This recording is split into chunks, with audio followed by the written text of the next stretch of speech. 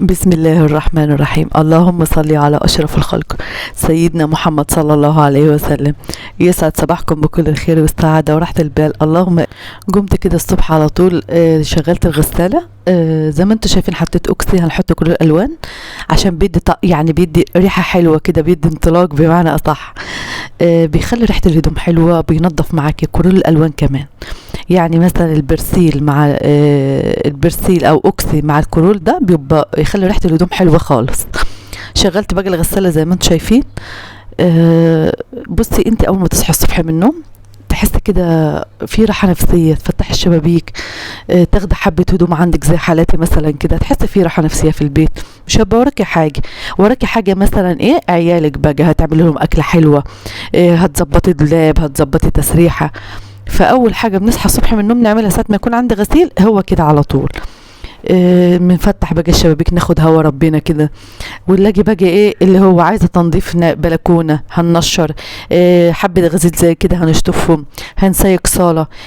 اول ما بتصحى الصبح من النوم ده اليوم بيبقى مبارك معاك. اللهم بارك يا رب. ليه بدأت خلاص انا عارفه، اعوذ بالله من كلمه انا ان انا جايه ما بدري هنعمل كل حاجه. هتيجي على الظهر هتلاقي نفسك مسيجه صاله، هتلاقي نفسك مرتبه اوض، هتلاقي نفسك عامله غدا، هتلاقي نفسك بتغسلي وغسله ومنضفه ومنشره. فعلا الصبح بدري ده اليوم بيبقى كله بركه. اول ما بتبدأ الصبح من كده على طول، اعوذ بالله من كلمه انا، بنعمل كده. مسكت بقى الغسيل طلعته من الغساله، دي تاني شطفه على فكره. يعني مش شطفه ليه كده، حاجه بسيطه عشان ده تاني شطفه. يعني قعدت كده خدتها شطفه الاول كده كويسه، ودي تاني شطفه. يعني دي اللي فيها ايه الريحه الحلوه. في معطر بيتحط مع الهدوم، بس هما الهدوم معطره لوحدها، الكرول الالوان بيخلي ريحه الهدوم حلو. كل ده ما خدش معايا، عايزه نقول لكم كنت انجزت في حاجات كتير خالص. ده انا منديكم بس ربع الفيديو كده.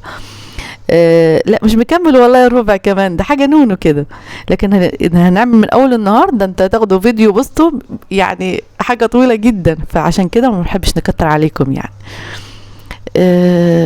يلا بقى الصيف ورايح الصيف والحاجات الجميله دي. عارفه انت ما بتصحي الصبح من النوم وتفتحي كده هوا ربنا، تعملي كوبايه شاي وتقفي في بلكونه، هتفرق معاكي في نفسيتك انت.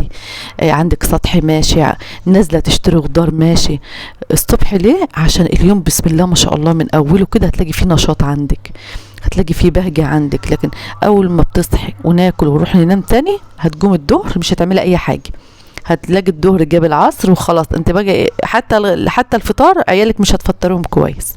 فالمناعه بتاعتهم، ودي اطفال برضو، عايزه على قد ما تقدري خليكي نشيطه. تبداي من اول الصبح، اعملي شغل بيتك، اعملي فطارك، اعملي غداكي، وخشي نامي براحتك. هتلاقي اليوم ما شاء الله هيبقى متظبط معاكي. عشان برضو اولادك غلط لما تسيبيهم مثلا نايمين من غير اكل من الصبح للظهر. الفترة دي لازم وجبة الصبح عشان بتظبط، سبحان الله يقولك بتظبط الجسم كله، انت ذاتك. فاللهم بارك يا رب. وما تصحى كده الصبح من النوم لا بتفرق في نفسية، بتفرق في حاجة تانية خالص. كده بقى كنت خلصت، هروح ننشر على طول. عايزه نقول لكم والله كمروه بتفرق معايا. خلصت الغسيل، نشرت ودخلت غسلت الرخامه، وعايزه نقول لكم سيكت الصاله. يعني عملت حاجات كتير، فبتاخد الراحه النفسيه من صحيانك الصبح بدري. انا كانت عيالي كانت نايمه، وخليتهم بقى ما خلصت اللي ورايا كانوا جام، وعملت الفطار فطرتهم، واللي قاعد على تليفونه شويه، واللي نزل تحت شويه، وخلاص الحمد لله. عارفه ان اليوم كده مبارك معايا، مفهوش كركبه، مفهوش مثلا حاجه نبقى شايله همها. فخدت بقى الرخامه كده. هو ده مش تنظيف عميق، لا ده الروتين بتاعي اليومي. يعني كمروه اعوذ بالله من كلمه انا، نصحى كل يوم في مطبخ بيتوضب، في غسيل مواعين، في تنظيف، يعني دارت على كده. تسيق كل يوم في الصيف، تسيق كل يوم، بناخدها وش نظافه كده. حتى بتقعدي كده في حاجه حلوه حواليكي، في كده يعني انطلاق بمعنى صح. غسلت بقى الرخامة زي ما انتم شايفين. بس بعد كده كنت نشرت بقى الغسيل. يعني كده كنت نخلص من هنا نحط هنا، نخلص يعني ايدي هنا وايدي هنا وايدي هنا. كده الحمد لله كنت خلصت. هنخش بقى على الصالة بعد كده. والله بصي اللهم بارك يا رب. نفسيا بتبقي في حاجة حلوة. خلي لك وقت بالليل تنزل تروح عند امك، عند حماتك، عند اخواتك، عشان طول النهار ده تبقى في بيتك كده مخلصه كل حاجه، في مذاكره اولاد ماشي مفيش، خلاص انت كده عملت اللي عليك كله قصاد ربنا سبحانه وتعالى. فبالليل بقى خديها لك انت، ممكن عند امك شويه، عند حماتك شويه، يعني كده تغيري برضو نفسيه. دخلت بقى على الصاله، حطيت كرول الوان، اللي انا حطاه ده اعوذ بالله من كلمه انا، خدت كرول الوان حبه صغيرين كده. بصي تحس كده ريحه الياسمين والفل اكنك قاعده كده في جنين حقيقي، ريحته حلوه، بيدي كده للمكان بهجه. بصي يعني حبه صغيرين بيعملوا معاكي زي كده. ده الروتين بتاعي اللي انا بنحبه بنعشقه، ما بنملش منه، عشان النظافه، عشان راحه بيتي، راحه عيالي. نبقى قاعده في روايه حلوه، مشغله اذاعه القران الكريم او التلفزيون على القران. عايزه ايه تاني؟ اللهم بارك يا رب. ده حاجه بتبقى من جوه كده بتدي كل طاقه الايجابيه، ما تحسيش بزهق، ما تحسيش بملل، لا ما بنحبش كسلانه.